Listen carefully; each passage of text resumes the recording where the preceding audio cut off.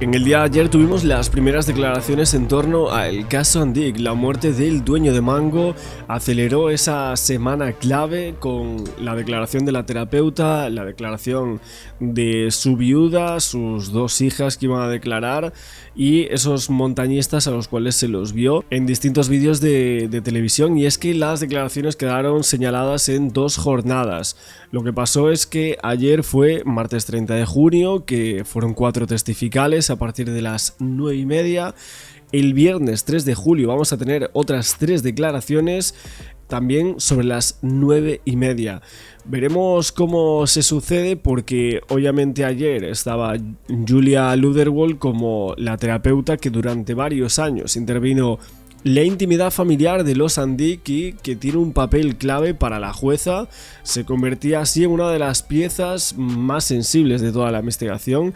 Ayer vimos un poco cómo había sido su llegada a los juzgados de Martorell, pero aparte de la terapeuta hoy tenemos que hablar también de Stephania Nutt. Y es que realmente la jueza le ofrece acusar a Jonathan Andic para cambiar absolutamente todo el caso en torno a ese cobro de unos 27 millones de herencia. Lo que ha sucedido es que algunos medios, según la declaración de Stephania Nutt, aseguran que esta mujer tendría una gran sospecha sobre el hijo. Sería una de las únicas personas que podrían llegar a acusar al hijo en un posible juicio. O sea, la viuda sería la única de toda la familia que no cree en la inocencia de Jonathan. Esto es un apartado muy importante porque obviamente, aparte de la declaración de los excursionistas y el cómo pudo haber sido, tenemos Stephania Nutt, que es una persona que cree o no avala, mejor dicho, la inocencia del hijo de Isaac Andic, de la persona con la cual iba a estar. Ella fue la primera a la cual llamó Jonathan, pero luego en 2 años no ha habido ningún tipo de relación. Es tremendo porque aparte ella fue la primera que habló de mala relación entre padre e hijo. Esto lo cambia todo porque al concluir esta declaración la jueza le ofreció personarse como acusación particular. Aquí yo siempre me preguntaba el tema de la acusación particular, ¿quién iba a ir?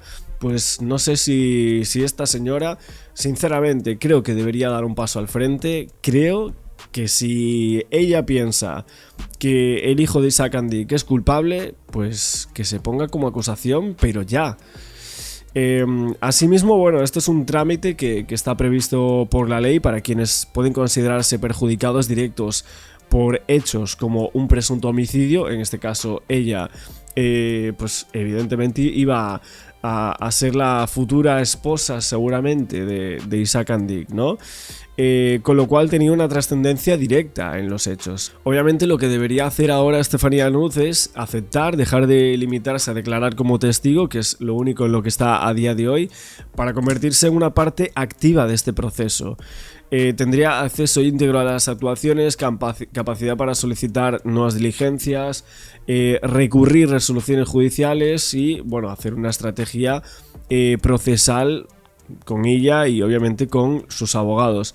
Esto lo cambiaría todo según lo que son las fuentes judiciales, pero lo que pasa es que esta propuesta llega después de que esta señora tuviese un pago en torno a la herencia de unos 27 millones de euros.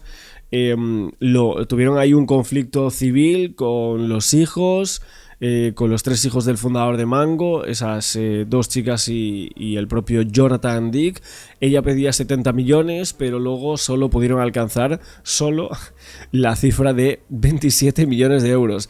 Bueno, una negociación que puso fin a ese frente patrimonial abierto tras la muerte de Isaac Andic, pero ayer, en esa comparecencia de Stephania Nutt, puso el broche a una jornada de más de 8 horas de declaraciones. Decían que la terapeuta había estado unas 3 horas más o menos, Stephania un poco menos, pero también muchísimas horas. Pero es que después de tantos meses de informes policiales, reconstrucciones, análisis de los teléfonos, muchos mensajes recuperados de los dispositivos y la jueza que comenzó a confrontar estos hechos con quienes formaban parte del entorno más íntimo de Isaac Andic. Por ahora la investigación sigue avanzando, pero todavía no hay ningún tipo de respuesta definitiva sobre lo que pudo haber ocurrido.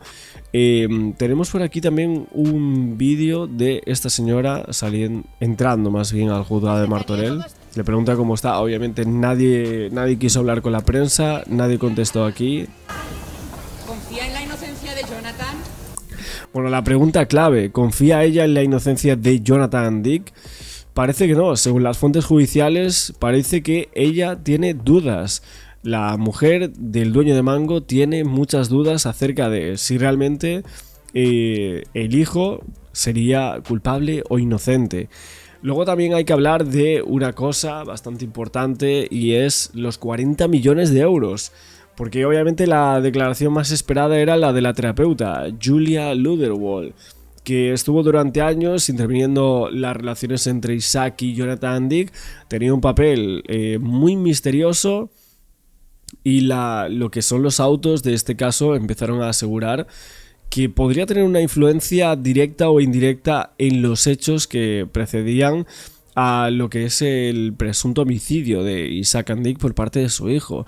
Estuvo cerca de 2 horas y 40 minutos contestando absolutamente todas las preguntas formuladas por la magistrada.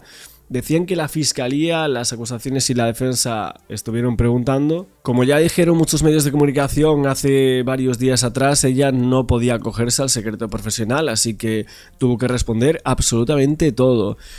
Nada más comenzar el interrogatorio, la jueza le advirtió de esa posibilidad y que no existía en sede judicial. Se asegura que la terapeuta defendió el método de trabajo que aplicó con los Dick, contextualizó los mensajes incorporados al procedimiento y explicó el sentido terapéutico de algunas conversaciones que hoy forman parte de la investigación, el tema de matar al padre, etcétera, ¿no? Y entre todo esto figuraban varios intercambios en los que Jonathan reconocía el profundo deterioro de la relación con su padre o aquellos relativos a los 40 millones de euros. Esto sí me llama muchísimo la atención porque esta es una entrega donde básicamente esta mujer llegó a reclamar a Isaac Dick para facilitar la independencia y la buena relación con su hijo, esa petición de 40 millones. O sea, para que estuviesen bien tenía que darle 40 kilos. O sea, es de locos esta terapeuta. O sea, tú dale 40 kilos que yo ya hago el resto, ¿no? Bueno, esto es lo que dice en sede judicial. Yo la verdad que no tengo ni idea de cómo sigue siendo testigo esta mujer. O sea, ya lo decía ayer, no entiendo cómo no puede ser que no esté como imputada, ¿no? Por los intercambios de mensajería que hay, las supuestas amenazas, porque se habla de amenazas en el auto. O sea, ella habría amenazado a Isaac Dick con quitarle la terapia si no hacía ese movimiento económico. Es tremendo esto. Bueno, de momento las declaraciones de todos los testigos, ya sea Julia, Estefanía o los dos montañistas, de los cuales hablaremos ahora un poco de ellos, esos fueron los 4 que declararon en el día de ayer, pues ninguno de ellos sería una pieza clave como para llegar a condenar, según sus declaraciones, al hijo de Isaac Dick. Este es el punto. O sea, evidentemente nosotros podemos creer que la terapeuta puede ser clave, pero según sus declaraciones, pues evidentemente no ha habido ningún resquicio de culpabilidad en torno al hijo. Tenemos también televisión, ha hablado de todas las declaraciones, vamos a verlo por aquí, ahora seguimos dando más detalles. Decisivo en el caso Isaac Dick porque hoy han comenzado las declaraciones de los testigos y familiares del fundador de Mango y también la más esperada, la de la terapeuta Julia L., que llegaba así a los juzgados de Martorell. Esta terapeuta, que no ha podido ampararse en el secreto profesional para no declarar al no estar colegiada, ha sido llamada por la jueza por su presunta participación directa o indirecta en los hechos. ¿Qué ha contado en la sala? Marta Catalá. ¿Qué tal? Buenas tardes. Nos encontramos justo en los juzgados de Martorell. Julia Luderwold ya ha marchado. En estos momentos lo hace la declaración de Estefanía Nuc, la pareja de Isaac Dick. Al hilo de lo que me estabais preguntando, ¿qué ha dicho Julia Luderwold, la psicoanalista que trataba tanto a padre como a hijo? Pues bien, el debate estaba sobre la mesa. ¿Iba a declarar? ¿No iba a hacerlo? Recordabais lo del secreto profesional, no está colegiada. Pues casi 3 horas ha estado en este juzgado que tengo a mi derecha declarando ante preguntas de la defensa como de la Fiscalía familia y la jueza. Pues bien, le han preguntado cosas, sobre todo de las relaciones entre padre e hijo. Fijaros que esta psicoanalista trataba al padre y luego al hijo, y lo que alude la jueza en sus autos, tanto el 19 de mayo como el 27 de mayo, es que podía ser una posible influencia en los cambios de opinión de Isaac Andic en el cambio de herencia en vida. Le habrán preguntado también, sobre todo, por qué quería darle dinero en vida padre a hijo y si efectivamente había influenciado, tal como dice la jueza, o propiciado ese cambio de decisiones. Otra de las cosas importantes que habrá tenido lugar en este juzgado son preguntas acerca de su método, su terapia como psicoanalista. En la defensa, en su recurso contra el auto de prisión, lo que explicaba es que su terapia es freudiana, aludiendo a unos mensajes que han encontrado la unidad de investigación de los Mossos de Martorell, quienes llevan la investigación, que la han llevado hasta ahora en absoluto secreto y la siguen llevando también. Pues bien, mensajes como, por ejemplo, muerte al padre. ¿Qué dice Cristóbal Martell al respecto? Eso responde a una terapia freudiana, una terapia de Freud, que lo que potencia es una confrontación de acción con reacción para conseguir objetivos. Solo desde ese prisma, dice la defensa, se pueden leer estos mensajes. Pues bien, esta declaración, como decía, ha dado de sí aproximadamente casi 3 horas. No ha sido la única. 4 personas más han pasado por aquí previamente, entre ellos 2 excursionistas que han mostrado lo que han explicado es que Jonathan Andic, en el momento de los hechos a posteriori de la caída en la ruta de Collbató el 14 de diciembre de 2024, pues estaba en estado de shock. También han explicado que, aparte de estado de shock, estaba afectado, bloqueado, que uno de ellos lo acompañó al parking, que lo vio hablar con emergencias diciendo que iba por delante, que escuchó un ruido, unas piedras. También ha declarado la hermana de la terapeuta, que, atención, esto es una novedad, es terapeuta también, y nos explican fuentes cercanas a la investigación que alternaba terapias. Rita, que así se llama la hermana, alternaba la misma terapia con su hermana con otros pacientes. Ahora vamos a ver un vídeo con el resumen de lo que ha dado de sí esta jornada. Bueno, pues ya sabemos que se llama Rita también, esa segunda terapeuta de la cual se hablaba, ¿no? Si no me equivoco, no sé si había un vídeo por aquí. No, en este vídeo solo aparece Estefanía, pero sé que había un vídeo donde había como aparecido una persona que no sé si es esa, la otra terapeuta, que era la hermana de Julia. Miradas puestas en ella. Testimonio clave: Julia, la terapeuta de la familia Andic. A la entrada de su declaración, la gran incógnita era: Julia, ¿vas a acogerte al secreto profesional? Según fuentes judiciales, Julia sí ha declarado. Hace apenas un mes, la jueza planteó en uno de sus autos que Julia pudiese tener influencia en los hechos. También señalaba que había sido la persona que habría incitado a Isaac Andic a dejarle una herencia en vida a su hijo. Y tal y como asegura La Vanguardia, habría llegado a amenazar a Isaac Andic con abandonar la terapia si no le entregaba el dinero a Jonathan. Hoy otros 4 testigos también declaraban ante la magistrada. Después de Julia, era el turno de su hermana Rita. Ambas habrían intercalado terapias. ¿Eres la hermana de Julia? La jueza también pues ha escuchado sí, a los 2 excursionistas que se encontraron con Jonathan tras la caída de su padre. Ambos han asegurado que se lo encontraron en shock, que uno de ellos le acompañó al parking y vio cómo llamaba el 112, que escuchó cómo narraba que iba adelantado a su padre cuando oyó las piedras caer. Ahora, máxima expectación ante la declaración de Estefanía Nuz, la viuda de Isaac Andic, la primera persona a la que Jonathan llamó cuando su padre se precipitó. Jornada decisiva, la primera de muchas, Luis Fer. Claro, pero... Bueno, pues aquí tenemos terapeuta, la hermana de la terapeuta, y en el centro Estefanía Nuz, que ya varios medios están empezando a decir que ella como acusación no va a ir, pero ni de broma, ni de broma. Veremos qué sucede con ella. Es cierto también que la jueza ordenó una copia del teléfono móvil de esta señora y de los excursionistas que auxiliaron a Jonathan.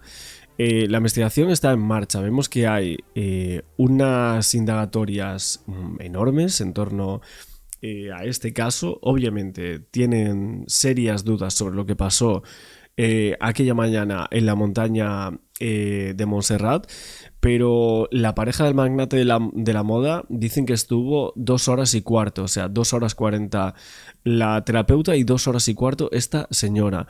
La señora de Isaac Andic permaneció en el juzgado durante ese tiempo Y es cierto que la jueza pedía que fuese como acusación, como os digo, y ahora ya hay algunas fuentes que aseguran que ella no lo va a hacer. Parece que ya, ayer me decíais muchos, la víctima estaba rodeada de lobos. El precio del dinero, que es muy, muy amplio. Y el tema de los 40 millones que la terapeuta exigía a Isaac, estamos para opiniones. Había gente preguntando si realmente la jueza le iba a preguntar que cuántos iba a llevar ella. ¿Era trigo limpio eso? O sea, ¿ella se lo decía realmente por la terapia o cuántos iba a llevar? ¿Y cuánto le pagaba Isaac Andic y Jonathan Andic por hacer de su terapeuta? ¿Cuánto era el pago que le hacía? Creo que hay muchas cosas ahí que nos preguntamos. Claro, si ella fuera psicóloga de verdad, el tema del secreto profesional estaría exento y eso es lo que vimos. Y luego el tema de que un psicólogo no tendría por qué testificar ante la policía, pero sí atender a mandatos judiciales. La verdad que hay aquí unos indicios bastante graves, ¿no?, en torno a esa mujer. Ella ha podido mentir o decir la verdad. Porque ya es testigo, aunque mucha gente decía que a lo mejor entraba como testigo y salía como imputada, al final esta mujer... Bueno, pero los testigos están obligados a decir verdad. Pero a lo mejor ella puede decir a preguntas de su señoría, no me acuerdo. Ah, ya, eso sí. No bueno, recuerdo. eso pasa mucho con los testigos últimamente. Sí. Desgraciadamente para algunos. Aitor. Ha estado casi 3 horas respondiendo a todas las partes. Aquí hay que decir que en teoría ella me dio para que Isaac padre, Isaac Andic, diera 40 millones a su hijo para emprender una especie de carrera en solitario, montando su propia empresa, y ella intercedió. Lo que pasa que ella dijo que intercedió dentro de su ámbito profesional, en el que la terapia era necesaria, esa entrega de dinero para, digamos, acabar con esas rencillas y poder haber un acercamiento entre ambos. Que sea verdad o sea mentira, pues eso ya tendrá que ser la jueza quien lo dictamine. Bueno, otra de las personas clave en la investigación es Estefanía Nut, la viuda del magnate. En estos momentos está declarando, Marta. Pues sí, ha empezado a las 4:12, justamente cuando nos han dicho fuentes del Tribunal Superior de Justicia de Cataluña. Previamente habíamos explicado que bajaba fiscal, jueza, Martel y otros abogados que llevan el caso, que habían tenido un receso de pocos minutos, apenas media hora para comer algo después de esta jornada larga e intensa desde las 9:30 de la mañana. Pues bien, sabemos que sigue dentro, que sigue declarando, que fuentes judiciales nos dicen que esta jornada su declaración va a ser larga y es importante, relevante. Vamos a ver, Estefanía Nuc fue la primera que declaró a los Mossos d'Esquadra que existía una mala relación entre padre e hijo. Existían rifirrafes, existía alguna rencilla, y pensad que ella, siendo pareja de... Ahora, también por lo que ha declarado esta señora, me llama la atención que salga como más sospechosa ante los medios de comunicación esta mujer, o sea, la viuda, más que la terapeuta. O sea, porque al final le han pedido el volcado de todo el teléfono móvil de Estefanía Nuz aquí. O sea, quiere leer aquí todos los mensajes entre, suponemos, entre Isaac y ella, pero también entre Jonathan y ella, ¿no? ¿Cómo era esa relación? ¿Cómo era todo eso? Porque ese volcado... no tenemos tampoco un volcado entre todas las partes, ¿no?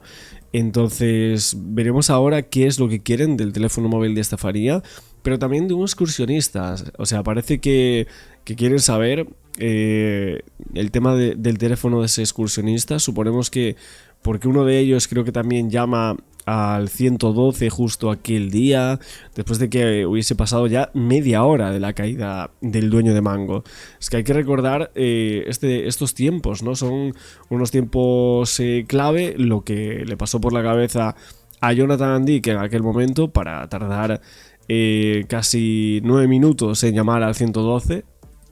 Una locura que evidentemente eso en un juicio va a pesar, o sea, todo va a pesar, todo va a ser indicio y contraindicio, que si tardó 9 minutos, que si los montañistas dicen que estaba en shock. O sea, la declaración de los montañistas a primeras se deduce que va a ser importante que va a beneficiar a Jonathan, ¿no? Isaac Andic ha vivido celebraciones, cumpleaños, navidades, viajes, conoce la vida privada, la vida íntima y la relación de padre-hijo. Por eso, foco importante tanto de la defensa, preguntas concretas para de alguna manera desmontar que existía una mala relación. La defensa dice que esa relación que no era tan buena se remonta al 2015 cuando pasaron una crisis, pero que actualmente el 2023 y 2024 había una buena relación. Sin embargo, pues bueno, tanto Fiscalía como jueza a ver qué preguntas hacen al respecto a Estefanía, porque su declaración puede ser relevante. Y al hilo de lo que estabais diciendo en la mesa, y ya termino, estabais diciendo sobre los testimonios. Los testigos no pueden negarse a declarar, así como un investigado puede decir, pues no declaro o puedo mentir.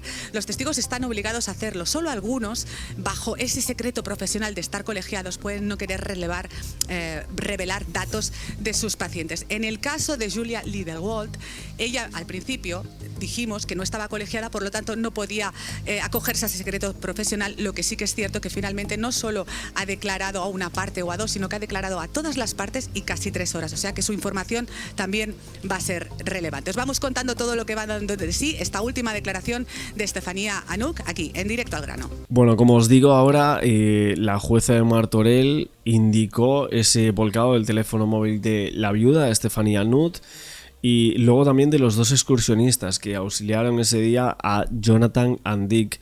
Básicamente dicen que con esta información se podría acceder a muchos extremos sobre lo que ocurrió ese 14 de diciembre. Todo respecto a saber la localización, la ruta que hicieron los excursionistas, alguna llamada de emergencias que parece ser que hicieron. Y el teléfono de la pareja también dicen que es importante, pues aseguran que tras la caída de su marido por el barranco, Jonathan le hizo una llamada telefónica en la cual le comunicaba lo que había ocurrido a su padre.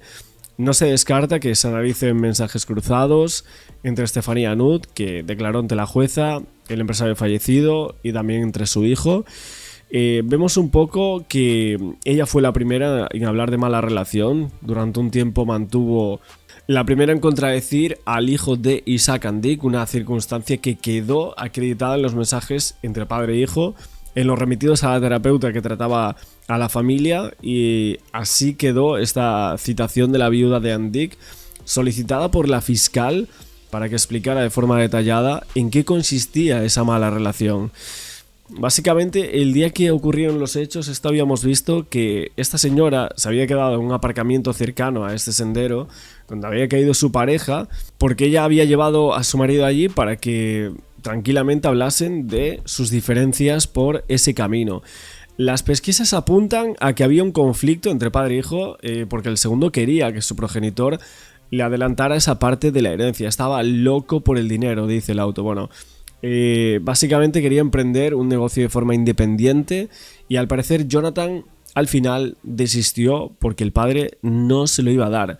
No le dio el dinero en la boda, no le dio esos 40 kilos, no le dio, y bueno, había una serie de cuestiones que, aparte de las que estaban a ese momento de los hechos, después de los artículos que hablaban de la viuda de Jonathan Andic, que en este caso ni siquiera podrías considerarla así, pero Estefanía Anuk Marten, que fue llamada a declarar tras ese accidente, entre comillas, que habría sufrido el que era su pareja, Isaac Andic, y en el cual había perdido su vida. Todo esto mientras practicaba senderismo, y lo único que ella sabía es que había ido supuestamente a hacer las paces con su otro hijo, Jonathan Andic. Pero esa detención, señalado como presunto responsable de la muerte de su padre, se había producido no solo por inconsistencias en las declaraciones, sino que varios medios aseguraban que también las manifestaciones realizadas por Estefanía, la última pareja sentimental de Isaac Andic, habían sido clave. Lo que pasa aquí es que el nombre de esta persona tomó muchísima relevancia tras la muerte del dueño de Mango. Es señalada como la viuda, aunque tenemos que decirlo entre comillas, del empresario. No estaban casados al momento de la muerte, y al igual que el propio Isaac, ella manejaba un perfil bastante bajo, prefería estar alejada de toda la prensa, pero claro, con este caso y el mediatismo que ha cogido, pues evidentemente ha habido varios artículos y varios relatos hablando de lo que es esta persona, su estatus, qué es lo que había hecho antes. Lo comentamos en el otro vídeo, pero ahora se asegura que las declaraciones de esta mujer ponen en la mira a Jonathan Andick. Todo esto de acuerdo con varios reportes de la investigación que aseguran que fue la propia Estefanía, la anterior pareja de Isaac Andick, la que alerta a las autoridades sobre la presunta mala relación entre Jonathan y su papá. Estas versiones aseguran que hay testimonios de ella que habrían sido considerados dentro de las líneas de investigación para reconstruir todo el contexto familiar previo y el fallecimiento del empresario. Hay que acordarse aquí que a la primera persona a la que llama Jonathan es a esta mujer. O sea, es una testigo muy importante, aseguran, por asegurar que había muy mala relación entre papá e hijo, y también por esto mismo, porque es la primera persona con la que habla Jonathan después de esa caída o supuesto accidente, vamos a decirlo así. Y de acuerdo con varios diarios, lo que aseguran es que esta mujer mencionó que los roces familiares habían surgido cuando Jonathan había quedado a cargo de la compañía Mango. Él asumió un cargo de presidente adjunto durante una gestión, tuvo unos balances financieros entre 2014 y 2015 y una caída de más del 96%, una barbaridad, unas pérdidas millonarias terribles, y esto hizo que Isaac Andick pues tuviese que volver después de haber estado un tiempo fuera, ¿no?, de esa órbita. De ahí vino un poco la mala relación, ese control.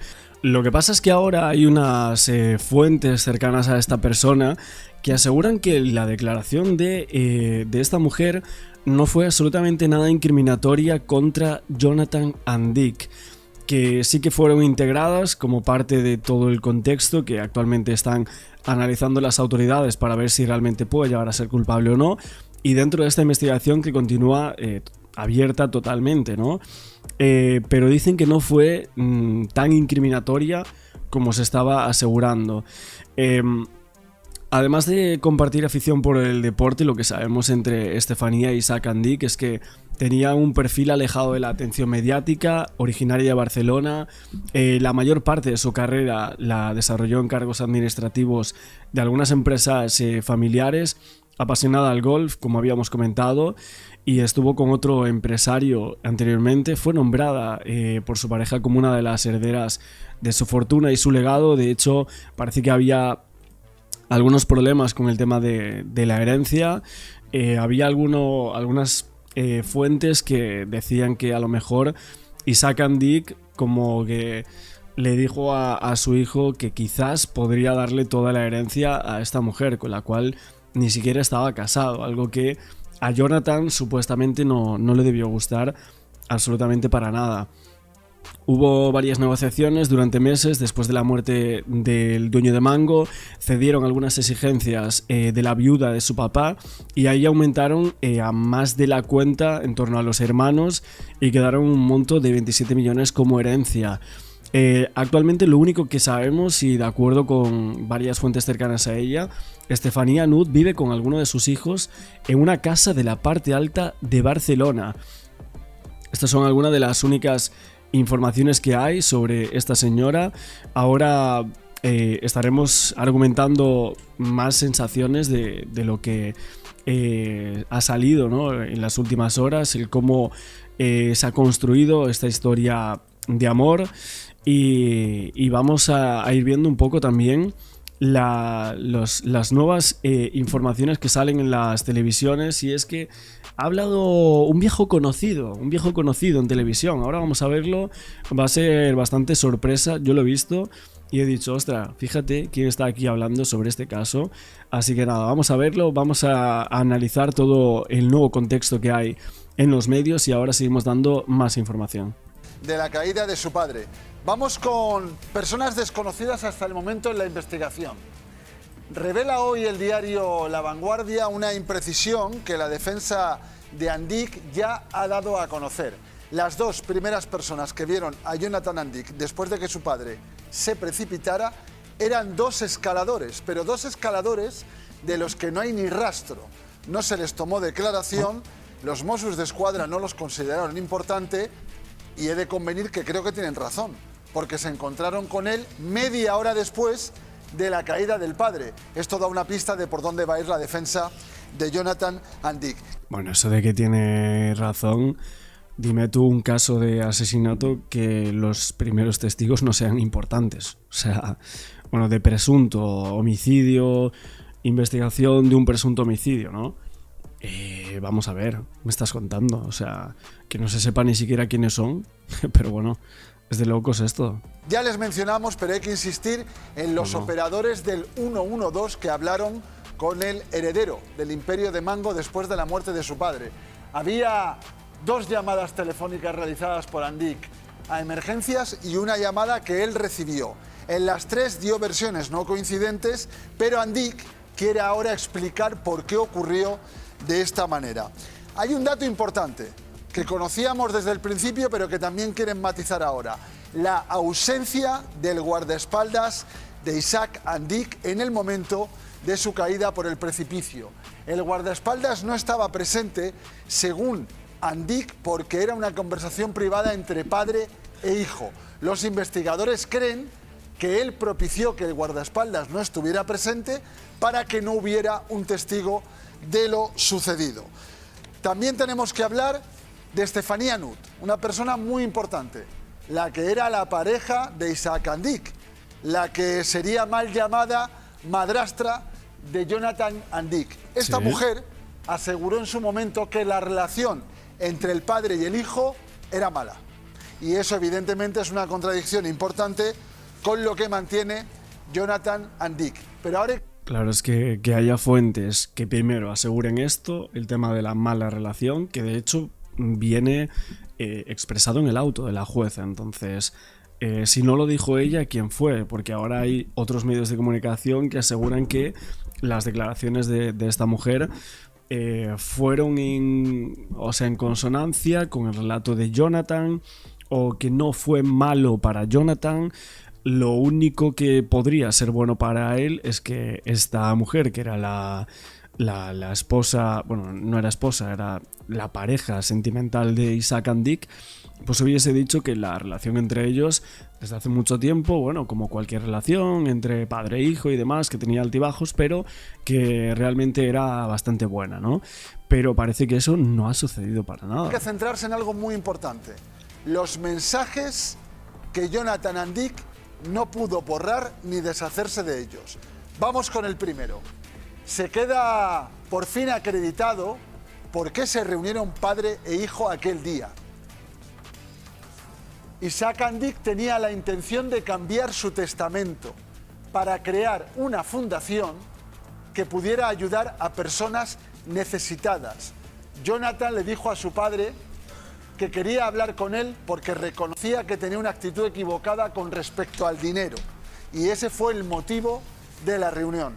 Este segundo mensaje que están viendo ahora... De la reunión del paseo por la montaña. Exacto, del paseo por la montaña. Este segundo mensaje es también muy importante. Bueno, que mucha gente decía, ostras, reunirse ahí para hacer las paces o para hablar de negocios, o sea, andando por unos sitios que no caben ni 2 personas. Era un poco llamativo, ¿no? El que lo hubiesen hecho de esta forma, ¿no? La jueza asegura haber detectado escritos del investigado donde decía sentir odio, sentir rencor, tener ideas de muerte y culpabilizar de su situación a su padre. Creo que esto es muy importante. Jonathan Andic dejó por escrito que tenía que encontrar una solución única para recibir la herencia en vida. Todo esto es lo que aparece en el escrito. Estas son las novedades, pero las huellas, las pisadas, siguen siendo la parte más misteriosa de toda esta historia. Una huella y una caída que, según la jueza, ya no parece un accidente. El rastro en el sendero de Montserrat es ahora la piedra angular donde se centra toda la investigación por la muerte de Isaac Andic. La fotografía publicada hoy en exclusiva por La Vanguardia muestra el lugar donde presuntamente se produjo la caída. En la imagen se aprecia la chaqueta que llevaba la víctima junto a sus gafas y el reloj. Y aquí vemos el punto exacto desde el que se habría producido el supuesto resbalón. Pero el informe de los Mossos apunta en otra dirección. Tras 10 simulacros reconstruyendo el accidente, los investigadores concluyen que esa marca no pudo hacerse de forma accidental. Para conseguir una huella similar habría que arrastrar la zapatilla como mínimo por 4 veces en los dos sentidos, hacia adelante y hacia atrás, ejerciendo presión sobre el suelo. El informe además señala que el camino no presenta ninguna dificultad. No es necesario un calzado específico, pero apunta que solo existe riesgo real en el punto concreto donde se producen los hechos. Y hay otro dato que ahora dispara todavía más las sospechas. Según la autopsia, Isaac... A ver, y esto la defensa va a jugar con ello, vamos, 100%, porque al final en los informes lo que está diciendo es que no existe ningún punto que sea dificultoso o que tenga algún riesgo más que justo el punto en el que cae Isaac Andic. Entonces, si es justo ese punto en el que cae, es como que puede ser un indicio de la posible planificación de tirarlo ahí presuntamente, o un indicio de que justo ese era el sitio en el que más porcentaje podría haber de que fuese una caída accidental, ¿no? Cayó como si se hubiera lanzado por un tobogán con los pies por delante. Unos indicios que complican cada vez más la teoría del accidente y que estrechan el cerco sobre su hijo. La jueza ya habla de una posible muerte no accidental y apunta a una participación activa y premeditada de Jonathan Andic. Ahora toda la investigación gira alrededor de una pregunta. ¿Puede una sola huella desmontar la versión de un accidente? Saludamos a Lluís Duque, que es criminalista, tiene una dilatadísima... Bueno, aquí tenemos a Lluís, que la verdad que bueno, es bastante conocido entre nosotros por hablar de otros temas, Lucía Vivar, pero por supuesto también el caso de Mario Biondo. Muchísima experiencia en la investigación y peritaje de todos estos casos, junto con su socia Elisa Whitmack. Hola Lluís, buenas tardes, un placer saludarte. Buenas tardes, Joaquín. Lluís, vosotros hacéis peritajes y análisis científicos en el caso de casos penales. Te voy a preguntar concretamente por esa huella. Dice el Departamento de Montaña de Mossos d'Esquadra que para conseguir una huella similar hay que arrastrar hacia adelante y hacia atrás el calzado, en este caso que llevaba la víctima, al menos durante 4 veces, que en ningún caso esa huella es producto de un resbalón. ¿Esto qué te parece a ti? ¿Cómo lo interpretas? ¿Qué concluyes? Bueno, mira, Joaquín, yo para empezar es un tanto aventurado el opinar sin haber tenido acceso a las diligencias y menos sin haber tenido acceso al acta de inspección ocular de Policía Científica y a los informes que se hayan derivado de la misma. Lo primero que me llamó la atención en cuanto a esta huella, cuando tuve conocimiento, es que se le está atribuyendo en cierta manera un valor identificativo del cual carece. Es decir, no es una pisada moldeada que nos pueda llevar a la conclusión de que pertenece al calzado de la víctima en este caso. Pero es que, por otro lado, vamos a ver, yo vengo de Mossos d'Esquadra precisamente, vengo de investigación y de Policía Científica de Mossos d'Esquadra y por eso digo que es un tanto aventurado. Sí que me atrevo a decir que estas conclusiones, si yo fuera el perito, en este caso fuéramos los peritos del señor Andic, de Jonathan Andic, tendríamos bastantes elementos de defensa pericial. ¿Y por qué digo esto? Porque la policía no investiga de una manera aleatoria, sino que la policía investiga en base a unos estándares y a unos protocolos internacionales.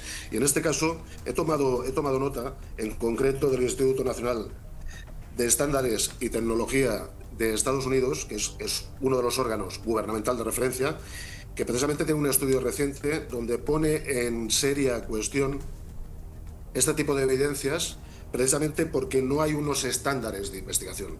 Es decir, para extraer conclusiones tenemos que partir de la base de las características físicas de la propia víctima, tenemos que partir de la base de las características del propio terreno en cuanto a humedad, en cuanto a compactación, en cuanto a granulometría, es decir, una...